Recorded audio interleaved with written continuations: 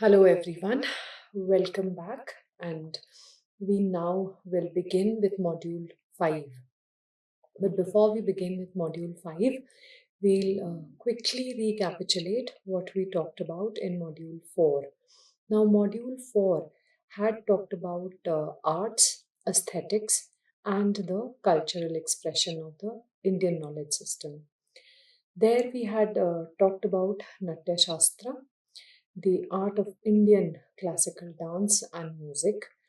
And we had seen that inherent to our Indian culture, we had various very famous dance forms like the Bharatnatyam, the Kuchipudi, the Manipuri.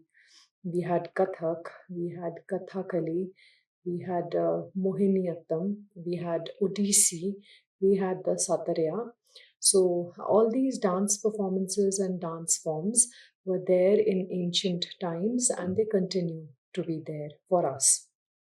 We talked about the rasa theory that was there in literature and in performing arts. So when we talked about the rasa theory, that we did see that it had such of amalgamation in the performing arts with the postures, the gestures, the expressions, and each dance form carried these very, very well and with so much of validity, and there was so much of feeling in it that the audience was entangled in the storytelling process of every dance form.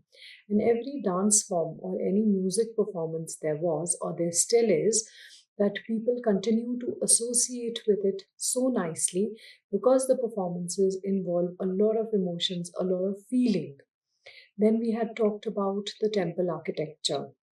And the temple architecture, we saw that we had the three types of temple architecture. We had the Nagara, predominantly there in the northern India, and we did see the various type of temples which have very distinct features of the Nagara style of architecture. Then we had the Dravidya. The Dravidya was inherent to the South Indian culture. And though there were similarities or the basic architectural features, quite as much remained the same, and the usage of every part of the temple was quite as much the same, but still there is a standout difference in the kind of architecture that both of these, the North Indian and the South Indian architecture had. Then we had the Vesara. The Vesara was a hybrid, and in the hybrid, there was an amalgamation of both of Nagara and Dravidya, in which they picked up features which suited the region. And when we talked about temple architecture, we also did talk about that the temple architecture was inherent to the various regions from where they were built, where they were built. Then we had talked about the role of symbols, of geometry, of proportions in the architecture, because all these symbols and proportions did mean a lot then.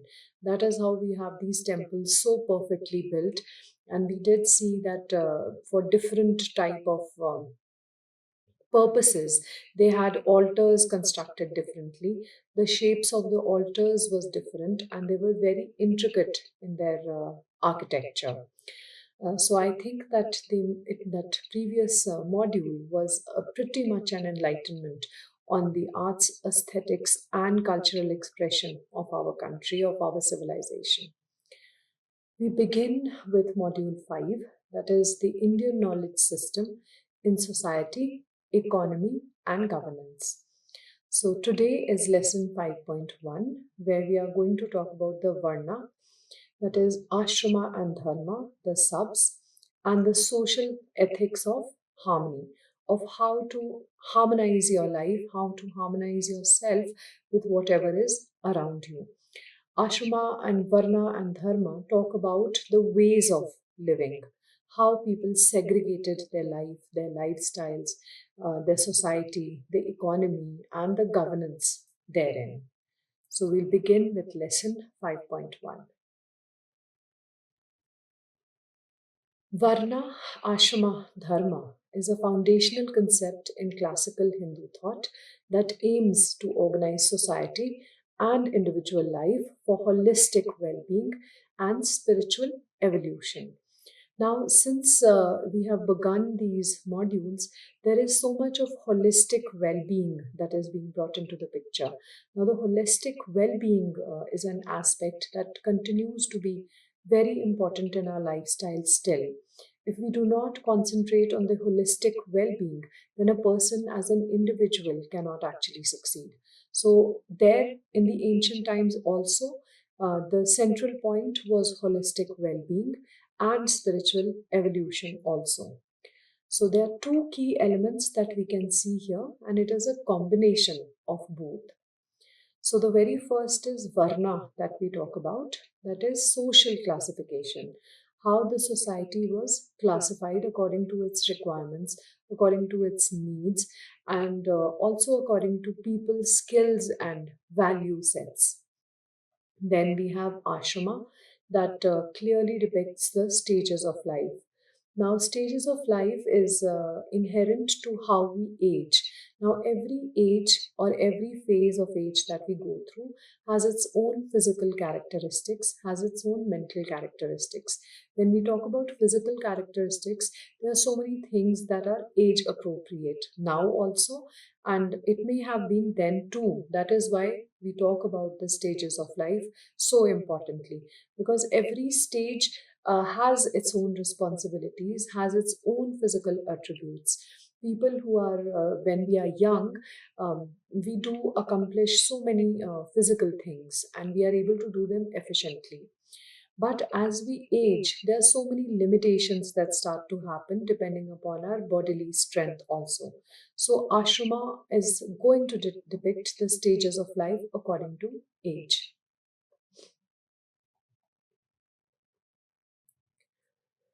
Let's talk about Varna or the social classification in a little detail.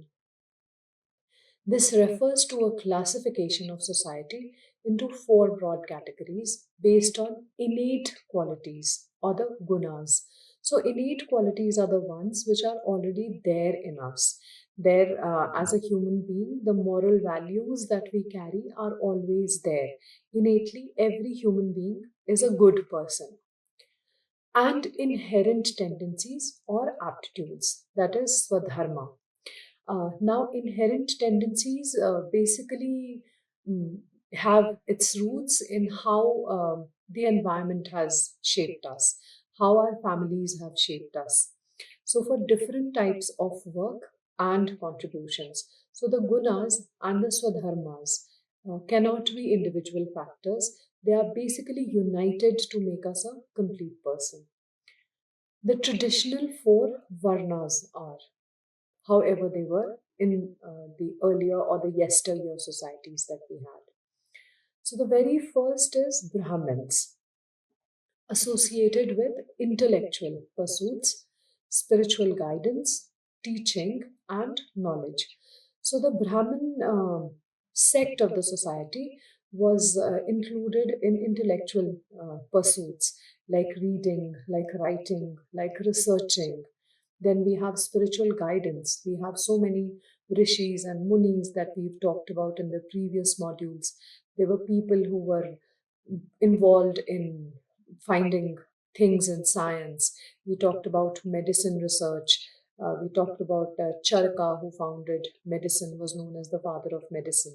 We talked about Sushruta, who was the founder of surgery.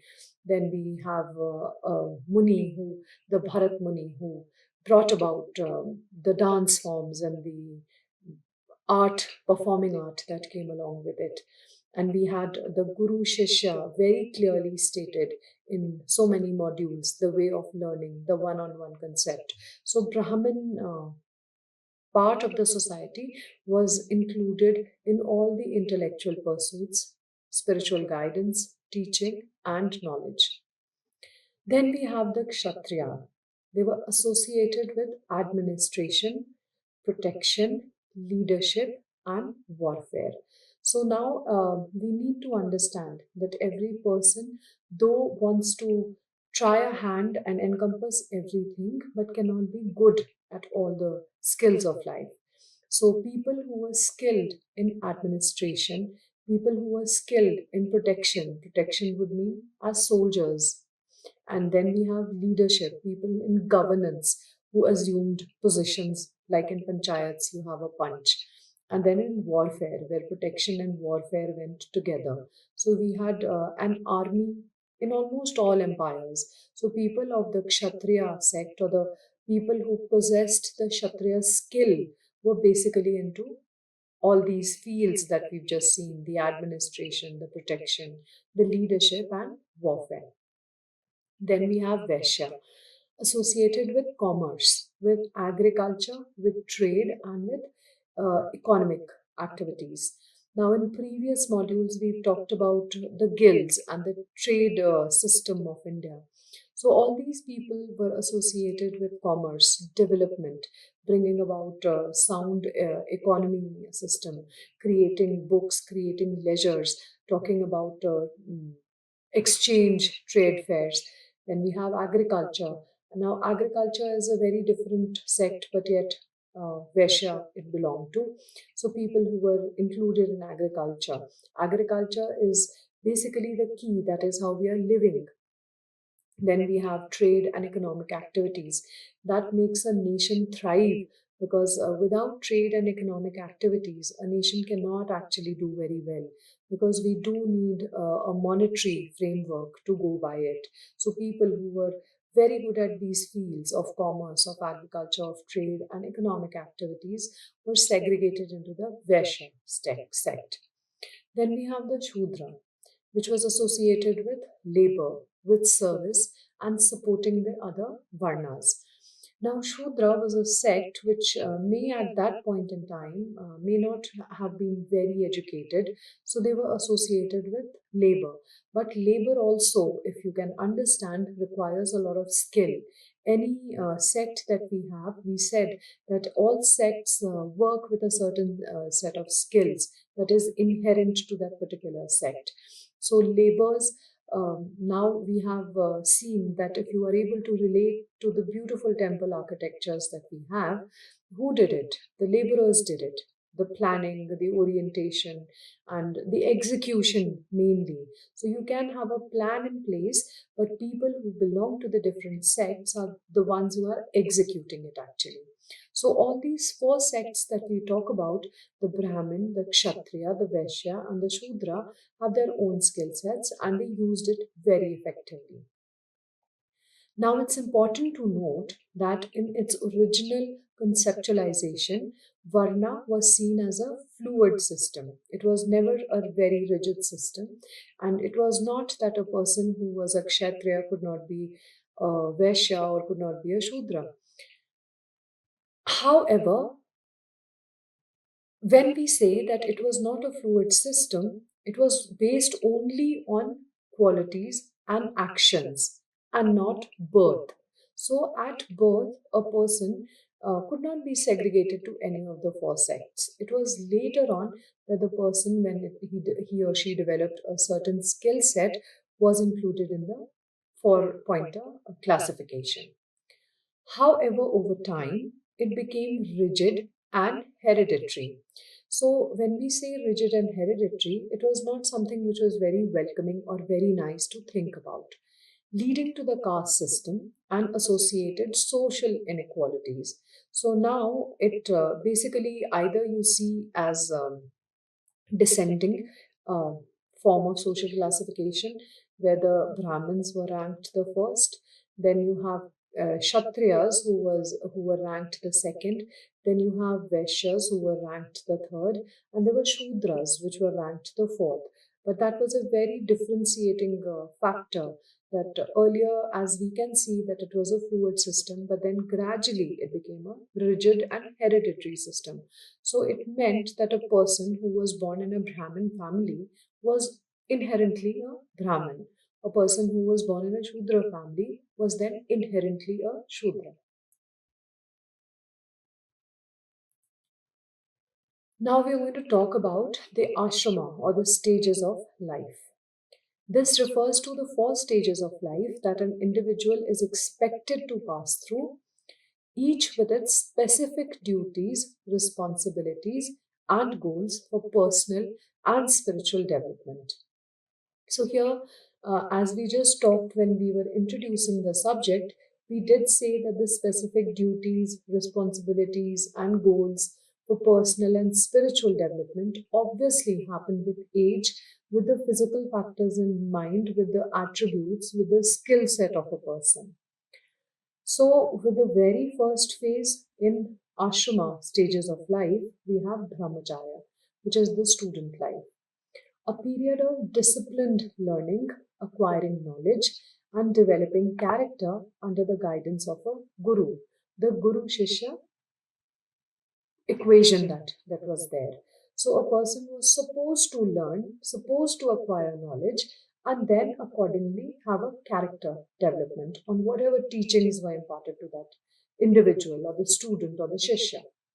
The focus is on education and spiritual discipline.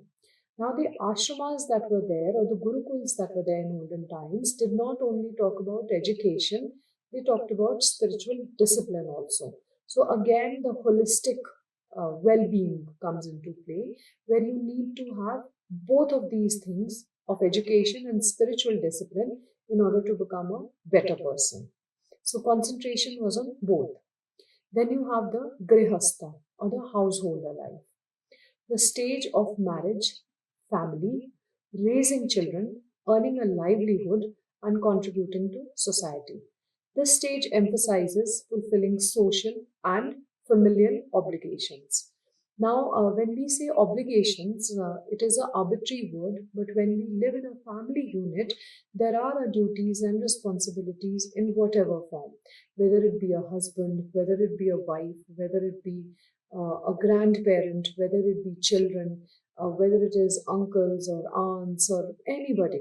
So you have that connect, you have that various duty and responsibility, and it goes in a tandem. Like parents are supposed to be responsible for the children's well being, and as the parents grow old, it is the child's responsibility to take care of the aging parent. So that is grihastha.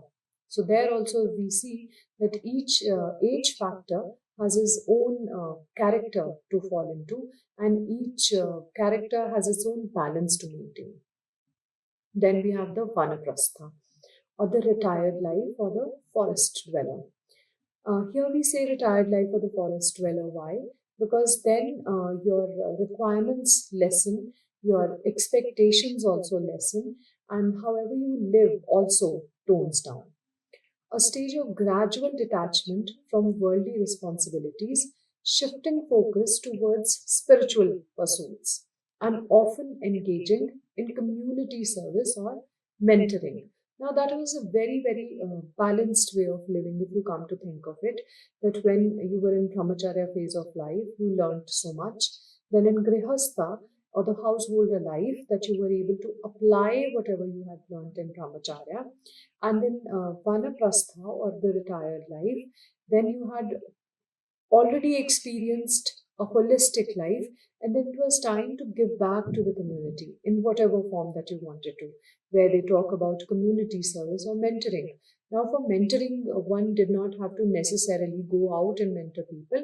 Mentoring could have happened at home, like how grandparents or parents mentor children and grandchildren and so forth.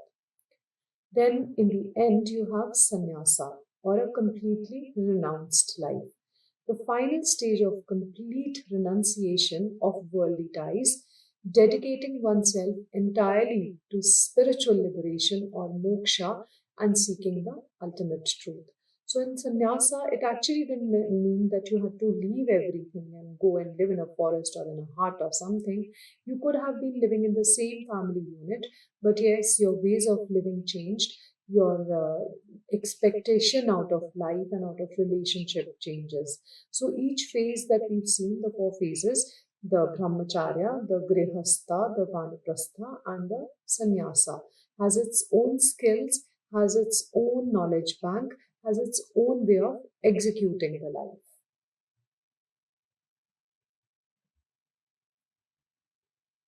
Now we talk about the social ethics and harmony in Varna, in Ashrama, and in Dharma. The underlying intention of Varna-Ashrama-Dharma was to promote social ethics and harmony. Now, social ethics and harmony have to be promoted in all phases of life, that we need to understand, that people in ancient times also understood very well, because that was the balancing key factor to life. So, the very first pointer that we talk about is defining responsibilities.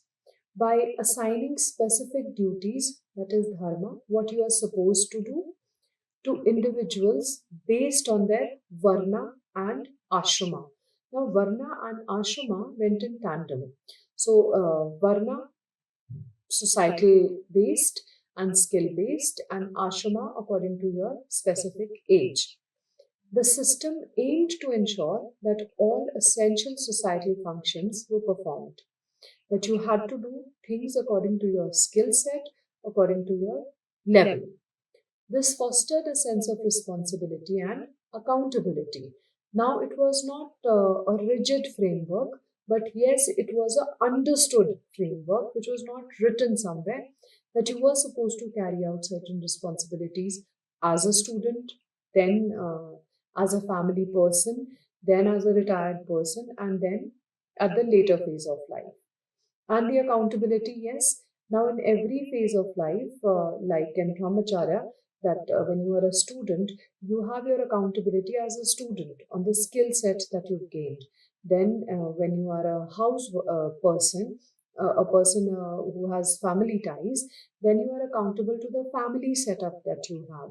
Then you have your retired life, where you are responsible for conducting your life in such a way that you become a community person and a mentor, even in the household.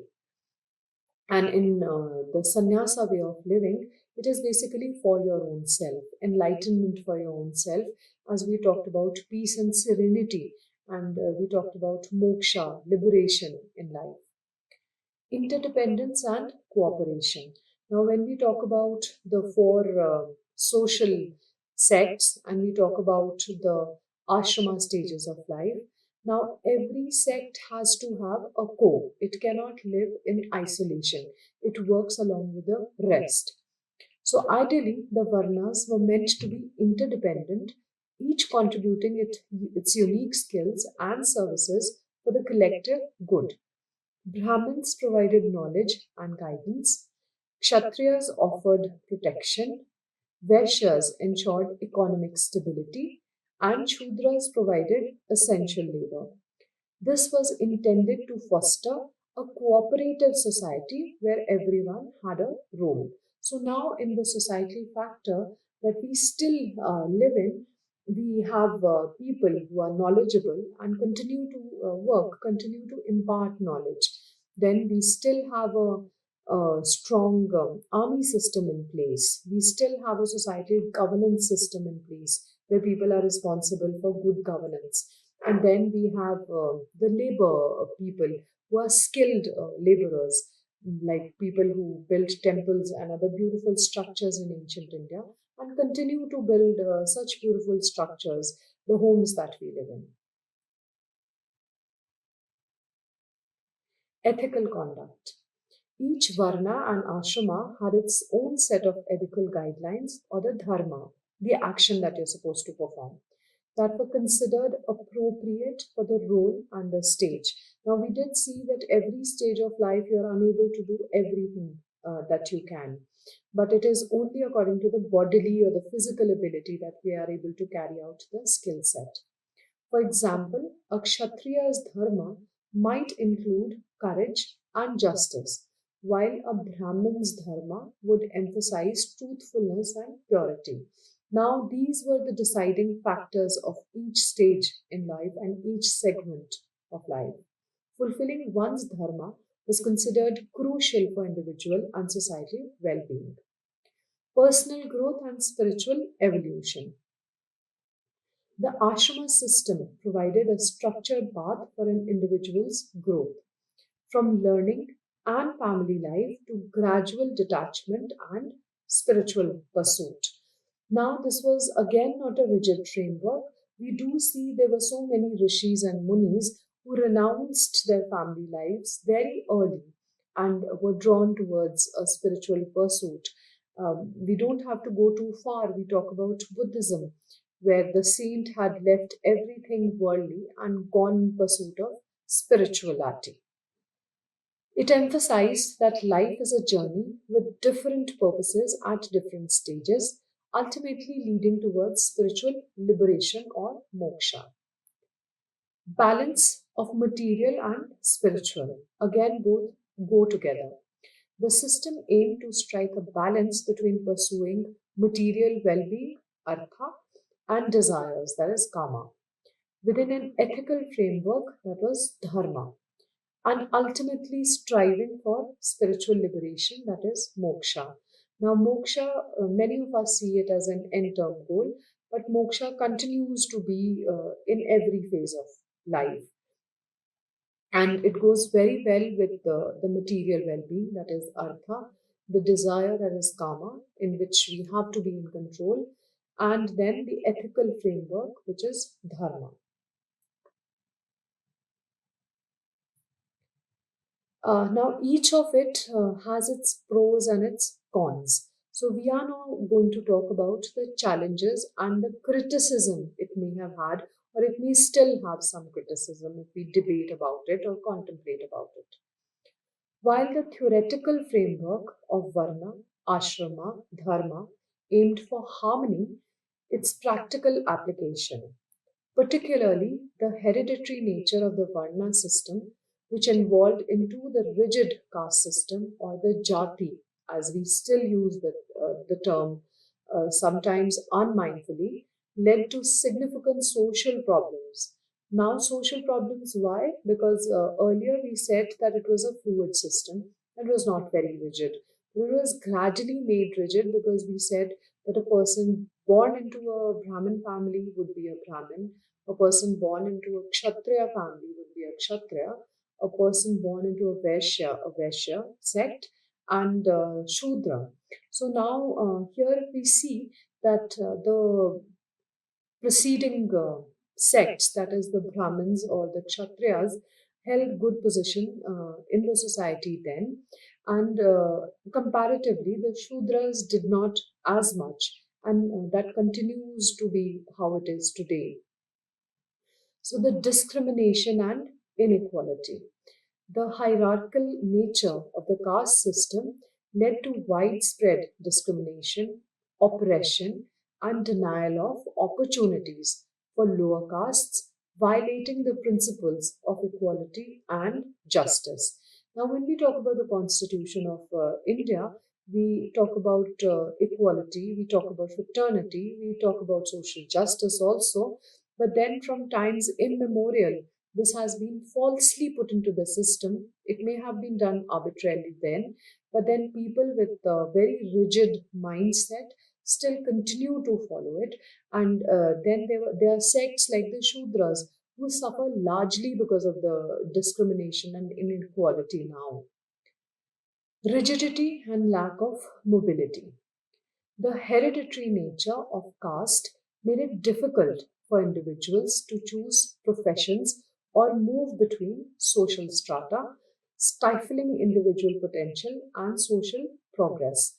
So, how suffocating it is to be of a lower class and not being able to do certain things or participate in events or not being invited. So, all of that is not a very happening thing. So that rigidity and lack of mobility, though many people talk about inclusion that we hear of, but then all the rigidity and lack of mobility has been inherent in the society. Social injustice. The historical abuse of the caste system, including untouchability, are a stark contrast to the ideal of social harmony. So, untouchability is something which should be just eradicated now.